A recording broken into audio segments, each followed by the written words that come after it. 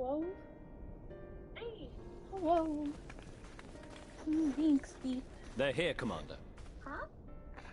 No, I was muted for a little bit, and I wasn't, like, I was wondering why you weren't replying. I was like, hello? And I, for one, am Oh my grateful God, that they are. Told you've been busy since our paths last crossed at the Gimlet Dark. Wait, I'm getting feedback from the stream sound.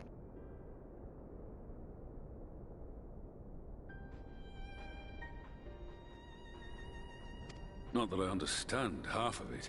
When the science spoke of other worlds, I struggled to describe what I pictured. Mayhap things would seem clearer were I to hear the tale from your own lips. But I'm afraid the situation will not afford us that luxury. I trust you two require no introduction. We meet again, hero of Eorzea.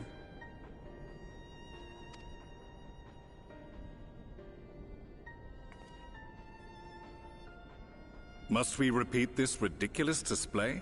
I pose no threat to you, though what I come to warn you of very well might. Had he meant to do us harm, I hazard he would have kept to the shadows, and brought more than 2 companions. We need not pretend to be the best of friends, but I hope we can put aside our differences for the present.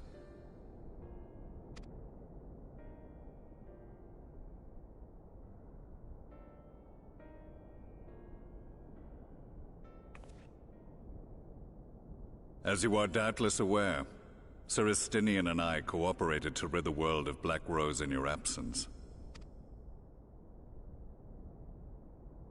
Our journey together took us as far as the Imperial Palace, where we witnessed Emperor Varus meet his death at Xenos' hand.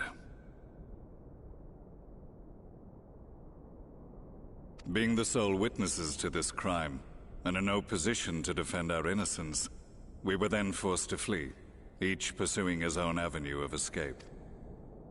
When we were later reunited, Estinian claimed to have encountered an unfamiliar kind of machina during his flight, but to me his description seemed anything but, and upon further investigation I found that I was right.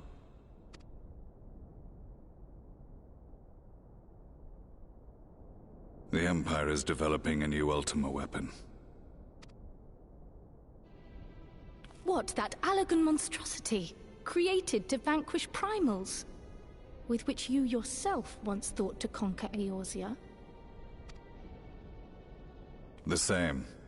In my foolishness, I sought to harness its power, and became the Ascian's pawn in so doing. But you know as well as I how that tale ended. The weapon itself, excavated from beneath this very city, was destroyed ere we could fully unravel its secrets, and that should have been the end of it.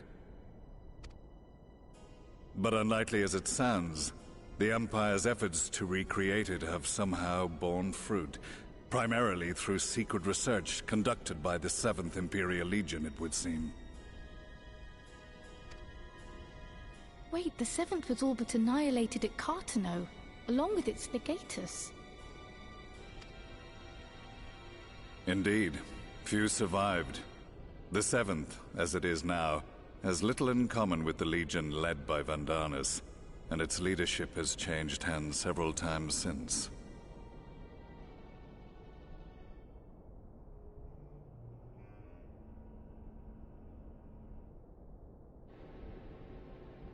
Precisely how this project has continued despite such turmoil, and under whose auspices, remains a mystery. What we do know, however, is that a number of prototypes have been produced, and that one of them is on its way to Eorzea. We attempted to stop it, but it was all we could do to slow its progress. So we resolved instead to bring you warning.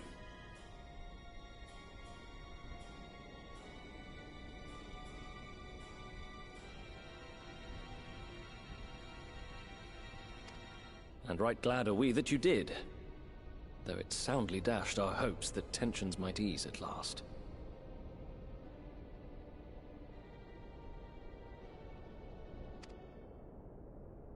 As it is, we've begun to strengthen our presence in the Gimlet Dark, and are assembling a force to meet the coming threat.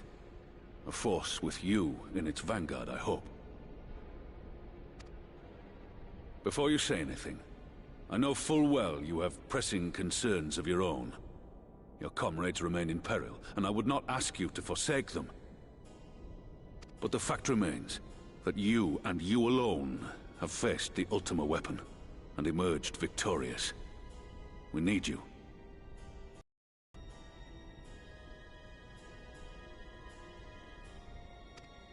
And so, when the time comes, if your comrades can spare you, I bid you lend us your strength. I've assigned an officer to await your word.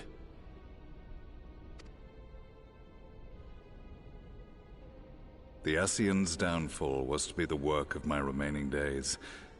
But it was my hand that kindled these flames, and I cannot allow them to spread any further. I will do what I must to see this mistake consigned to history once and for all. Even if it means begging your aid. The Fates will enjoy the irony, even as I endure the ignominy.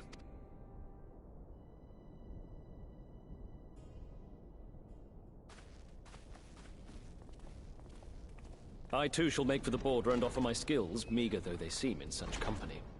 Mayhap we shall meet there anon.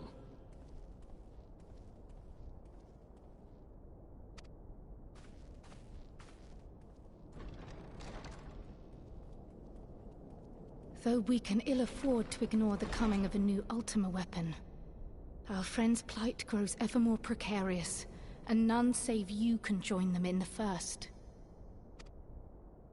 I only hope you are not forced to make a choice.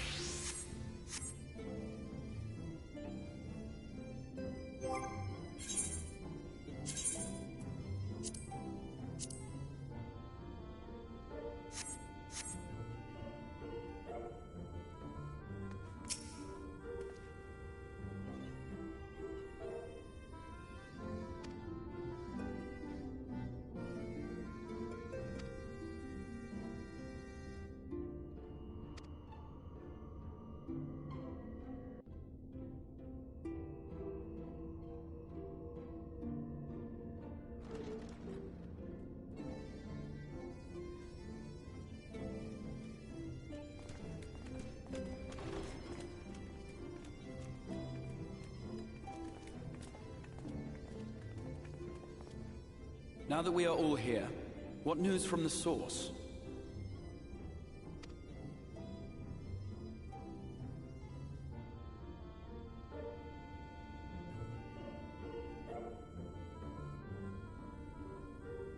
A new Ultima weapon.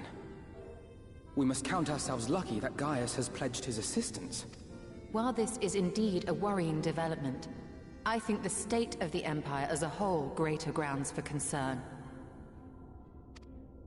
With the Emperor slain and Xenos returned, it is impossible to predict how matters will unfold in Garlemald. The Ultima weapon may be but the first of many unpleasant surprises.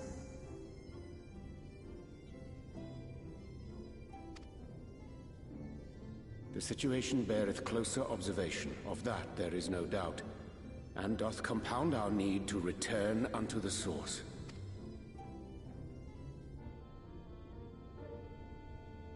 Then let us address that issue. Our long search for a means to see you safely home may well be nearing its conclusion. Thanks in large part to Urianger and Beklug's invaluable insight, we have succeeded in fashioning a vessel for the journey.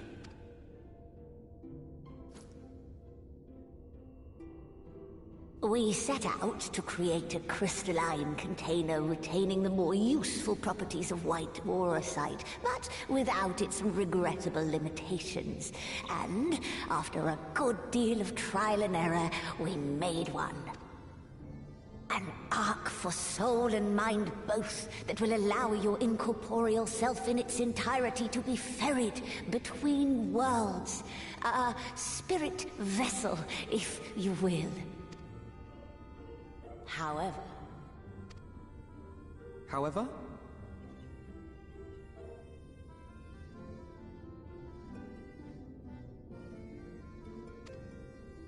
Though the vessel is possessed of the requisite qualities to hold mind and memory, it wanteth yet for a means to receive of them. For that, we must needs imbue it with the Exarch's innate gift. A gift that lives on only through the blood of the Allagan Emperors, which certainly does not flow within aurosite or any other crystal.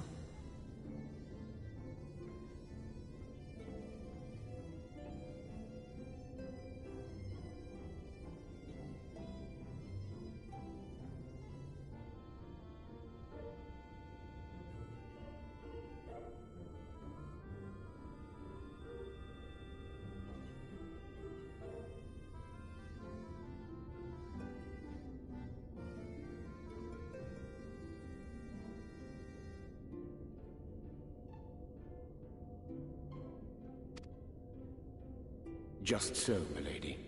The blood serveth as a conduit of sorts. In its absence, memory cannot pass from mind unto mind, nor from flesh unto crystal. That being the case, we must either alter the process of inheritance so as to require no such thing, or determine a means by which my blood may permeate the vessel. I am hopeful that the records found within this tower will yield the knowledge we require to pursue one or the other of these avenues.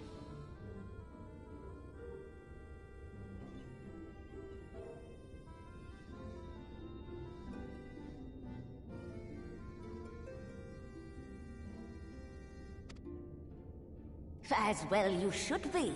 The Allagan's body of etherological research is extraordinary. I can scarce believe it the work of ages past. But its underlying principles are not so very different from those of my own field of study. Given time, we will find the answers we seek.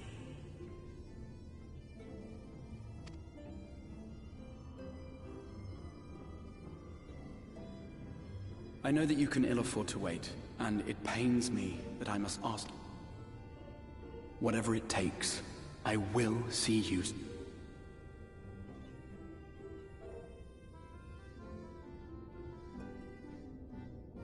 My apologies.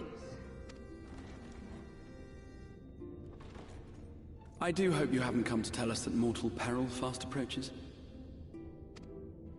No. I had hoped to speak with the Warrior of Darkness. But there is no need to cut short your meeting on my account. I will be waiting outside.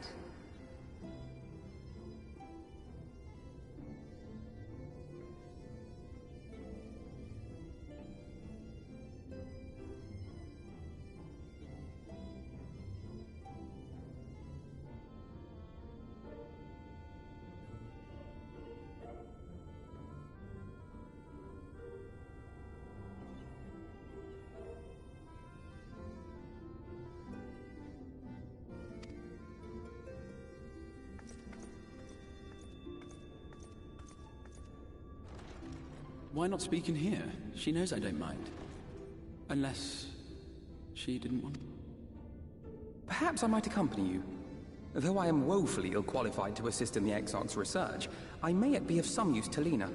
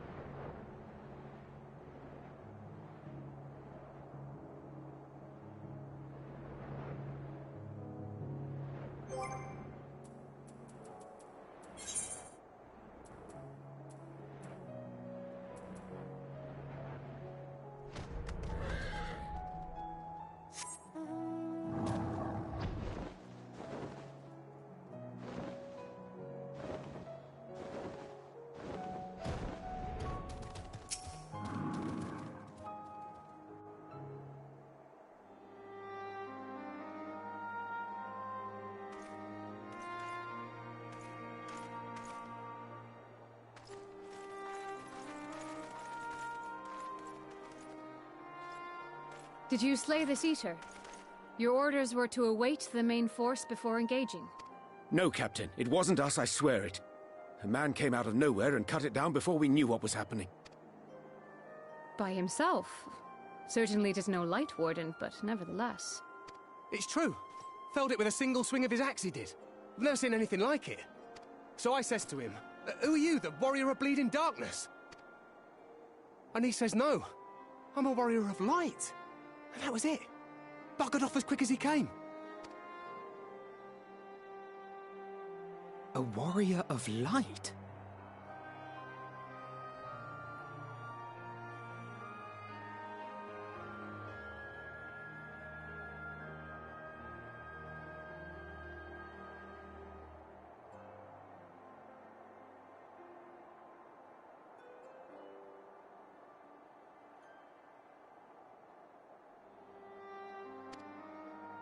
Why would someone go around calling himself that, though? It was those bastards who caused the flood. I mean, if you were going to pretend to be anyone, it'd be her. The Warrior of Darkness.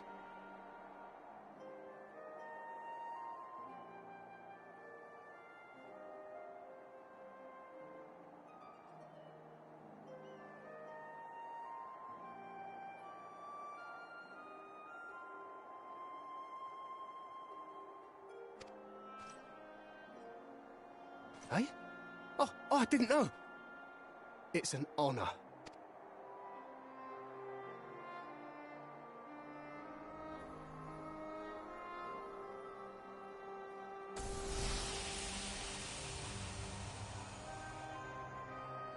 Since the Eater is no longer a threat, our work here is done. Return to your posts.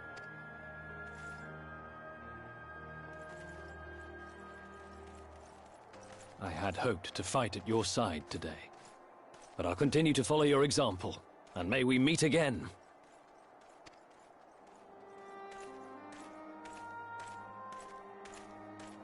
I apologize for the wasted journey. It seems I overestimated the threat. As for this Warrior of Light, I do not know who would be brazen enough to take that mantle for his own. Whatever it may once have meant, it is forever tainted by the association with the Flood. The Exarch told me the truth of Ardbert and his comrades' deeds, and I am aware they played some part in your own triumph. But to most, they are synonymous with the calamity that befell this world. Still, if this man is minded to destroy Sin Eaters, I may forgive him his unfortunate choice of alias. But that is neither here nor there. I thank you for accompanying me. With that concluded, shall we return to the Crystarium? There is a proposal I should like to make. Forgive me. There is one more thing.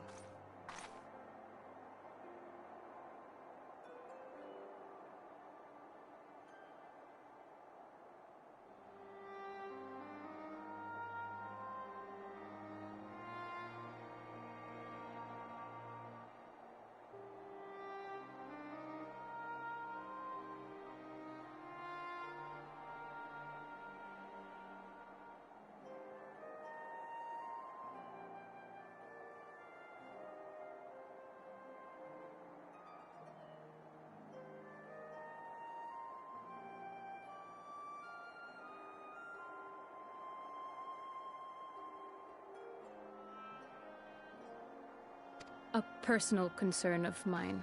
I had hoped you might have a moment to speak privately. Take your time. I shall go on ahead.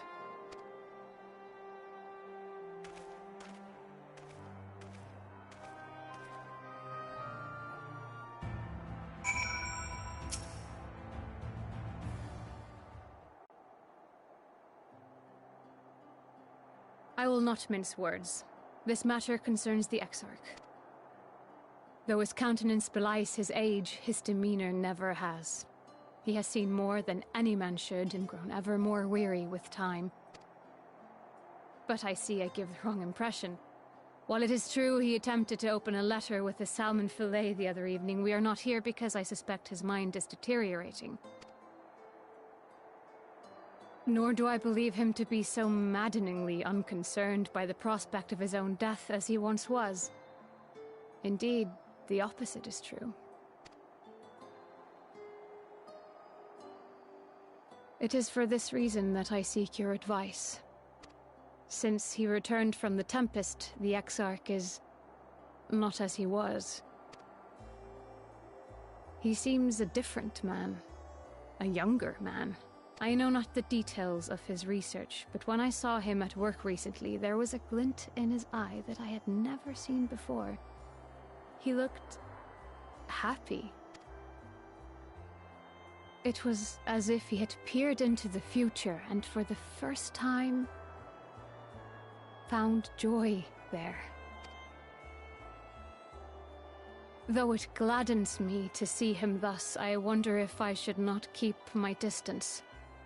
I fear that my presence will only anchor him to the past, remind him of all the pain that came before.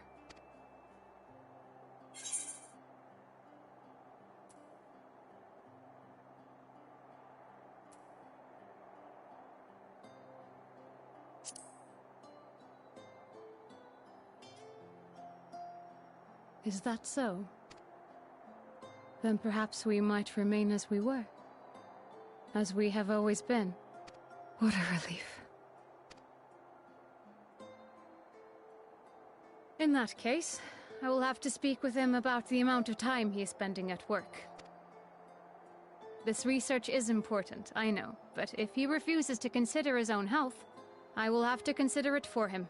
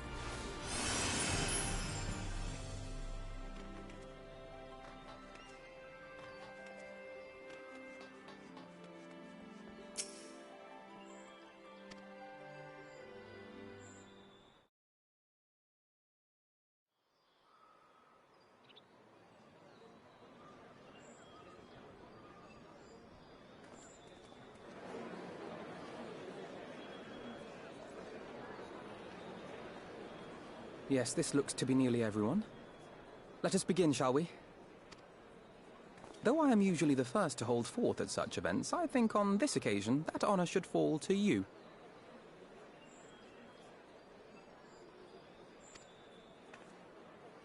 They would be more inclined to take the word of the Warrior of Darkness. Indeed. In light of the subject matter, who better than thee to speak these truths?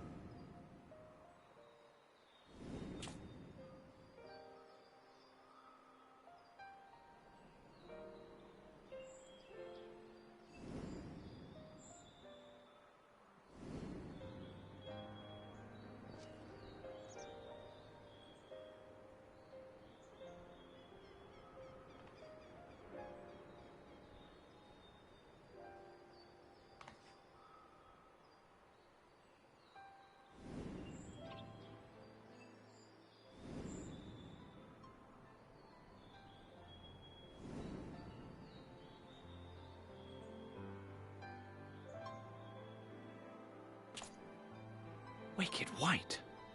The Warriors of Light did all that?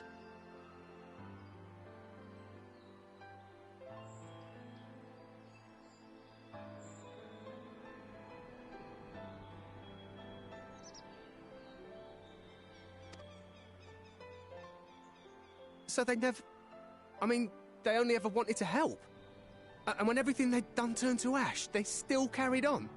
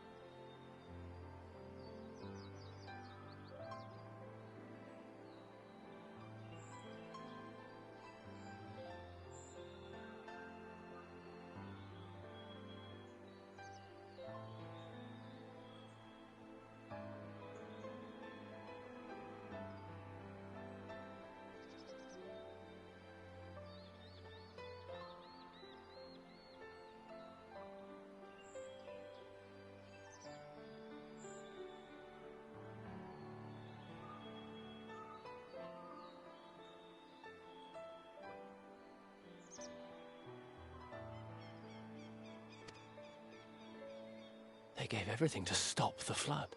First their lives, then their souls.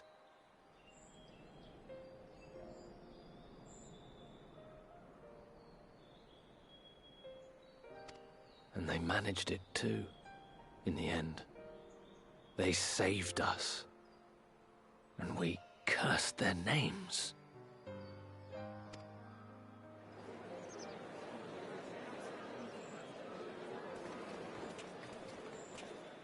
This should go a long way towards clearing the air.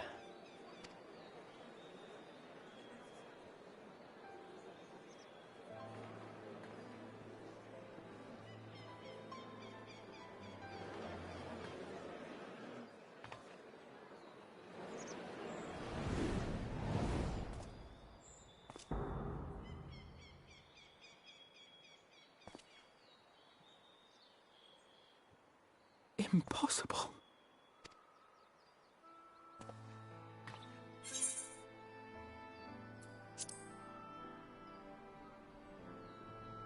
I definitely see something.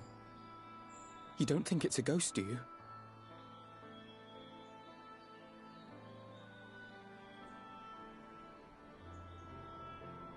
Nay, yonder standeth no bloodless apparition, but a warrior of light and darkness both.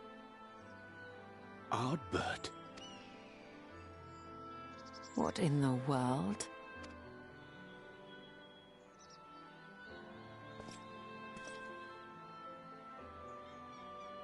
It's you! The one who slew the Eater!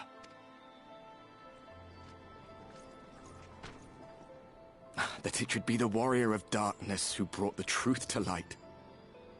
You've saved me a fair bit of time. Though I have a few words of my own to say, if I...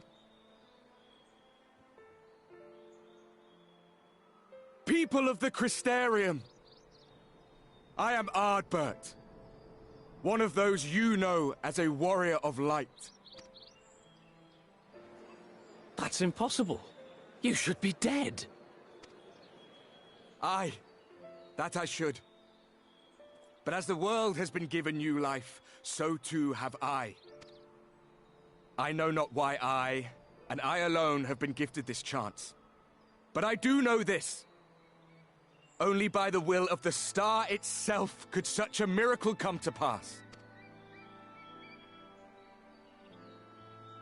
The hero who stands before you now, the warrior of darkness, is not of this world.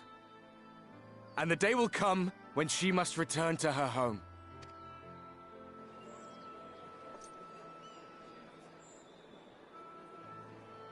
But this land is our home.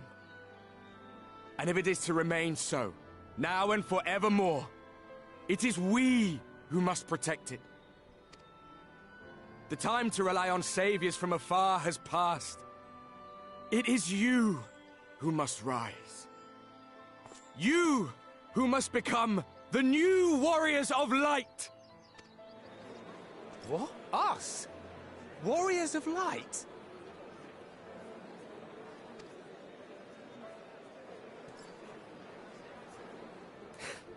None of us were born heroes, my friend.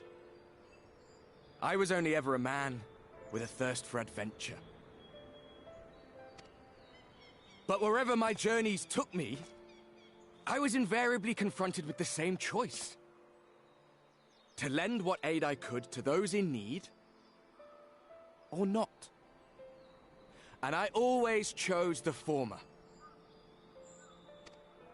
Any one of you could do the same.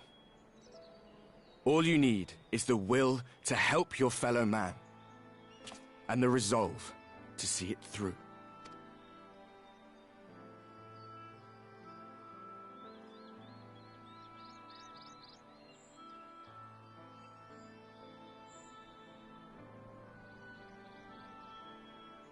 From thine own lips did we learn of Ardbert's fate, and by thy countenance I gather thou art not inclined to recant thy testimony. Yet whosoever this man may be, his words hold truth and resonate with the citizenry besides. For us to voice our doubts here and now would serve but to sow disquiet. Go. I will stay here and watch.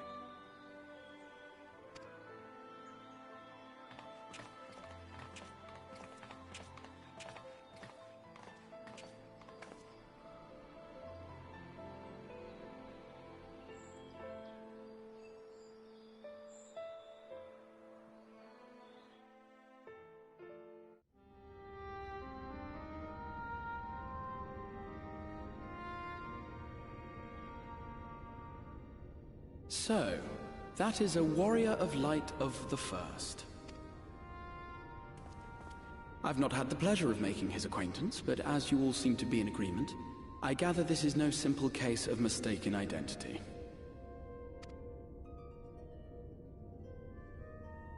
As far as I was able to discern, that was indeed Ardbert. It has been a long time, but not that long. Could he truly have been resurrected as he claims?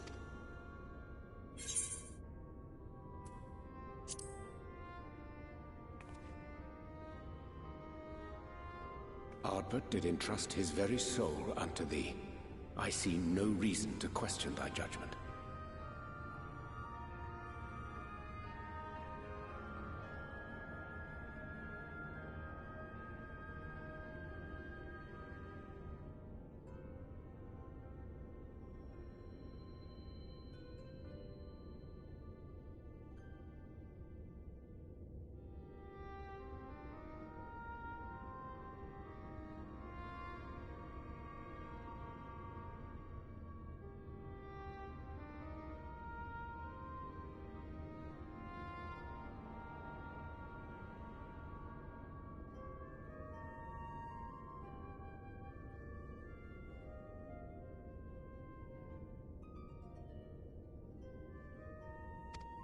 Nor I.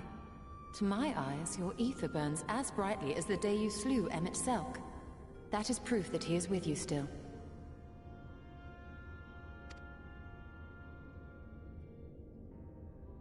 Yet that which standeth now before the people is far more than a passing imitation.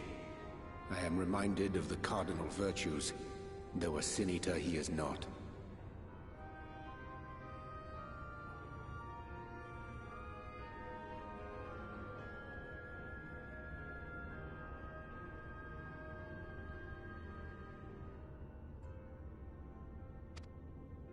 Which leaveth but one plausible explanation. That he is an Ascian.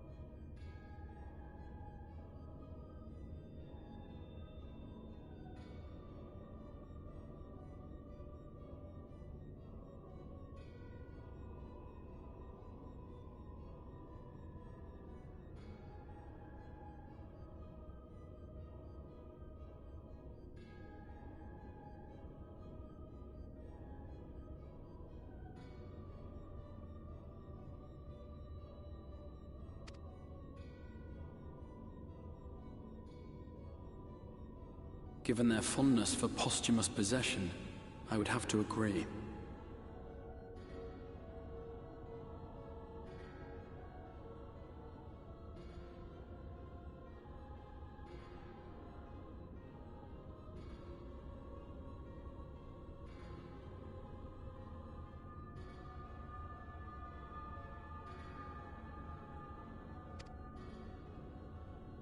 From what I understand, the Warriors of Light will lay to rest in Yulmore by those whom they had aided in life. At the time, some few still remembered them as heroes.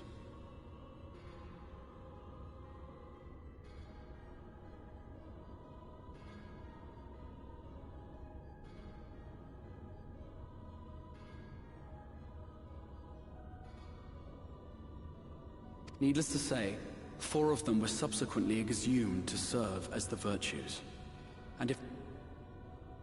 Assuming then that this is indeed the work of an Ascian, my mind inevitably turns to the last remaining paragon to survive the Sundering.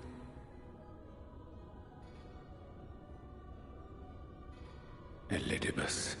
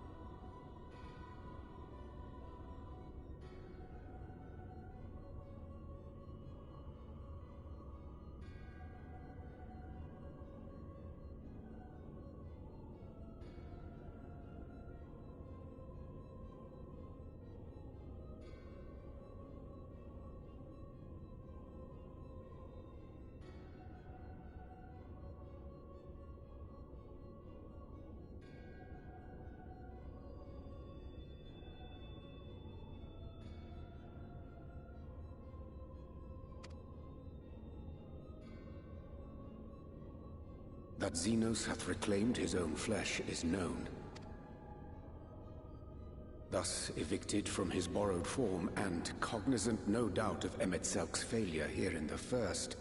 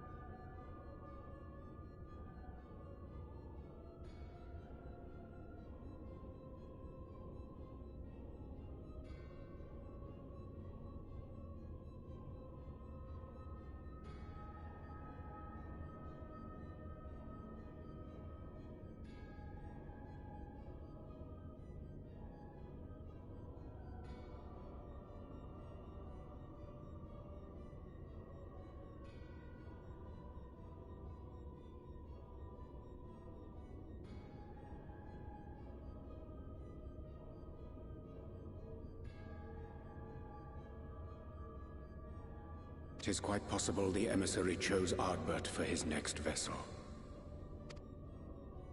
Inhabiting the flesh of the fallen. Verily, for they possess no corporeal forms of their own. In what one may term their natural state, none save those gifted with the echo can Indeed, when Elidibus intruded upon the waking sands, his presence did go unmarked by all. On that occasion, I myself remained ignorant of his coming until after his departure. It was only at a later juncture, when he deigned to appear before me in borrowed flesh, that I was finally able to take the measure of him. In such puppetry do the Ascians engage when they seek to influence the course of history. And they have gained much by it. Ffxiv single-handedly built the Garlean Empire in this manner, while the Hebrea came close to conquering Eorzea, having taken possession of Thancred's living body. Yet it must needs be noted that the Ascians cannot avail themselves of all mortal vessels. Mayhap the blessing of light shieldeth Hydaelyn's chosen from Ascian influence.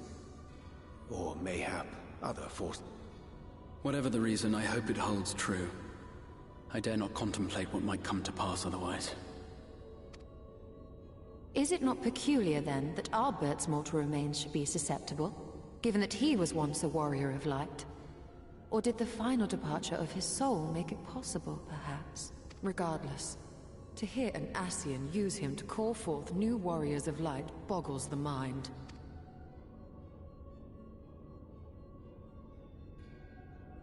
Elidibus hath ever been an enigma, his ostensible purpose being to preserve the balance between light and dark. When he made overtures towards me, however, I was afforded a glimpse behind the mask of the self-appointed emissary. I shall not defend mine actions, undertaken in pursuit of a better understanding of our foe as either wise or prudent. Nevertheless, what little I did glean may now prove useful. Elidibus possesseth a subtle mind, practiced in the art of manipulation.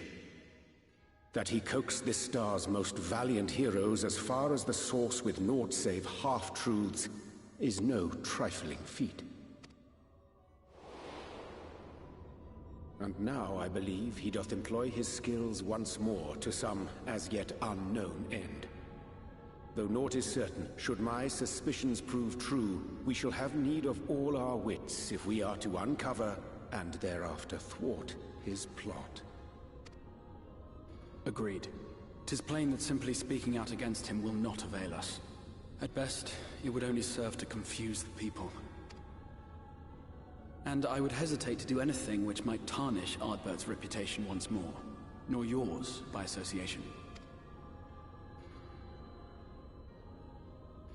That being the case, it may be wise to keep a covert eye on this Ardbert's movements, as we attempt to discern his purpose and how best to mitigate his influence.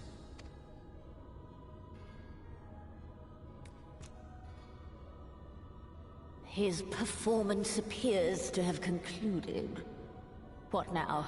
Go back out and follow him? 'Twould appear Master Alphino already hath pursuit in mind, and I suspect one pair of eyes shall better serve our cause than half a dozen. Let the rest of us maintain an inconspicuous distance, for the present at least.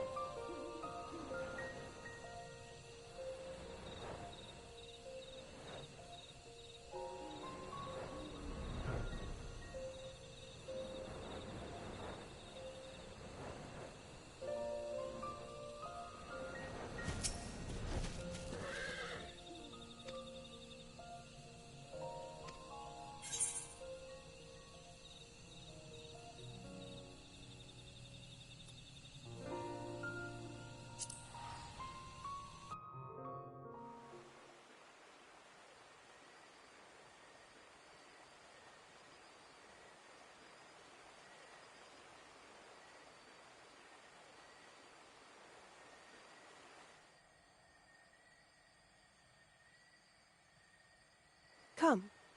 Our new discoveries are to be found this way.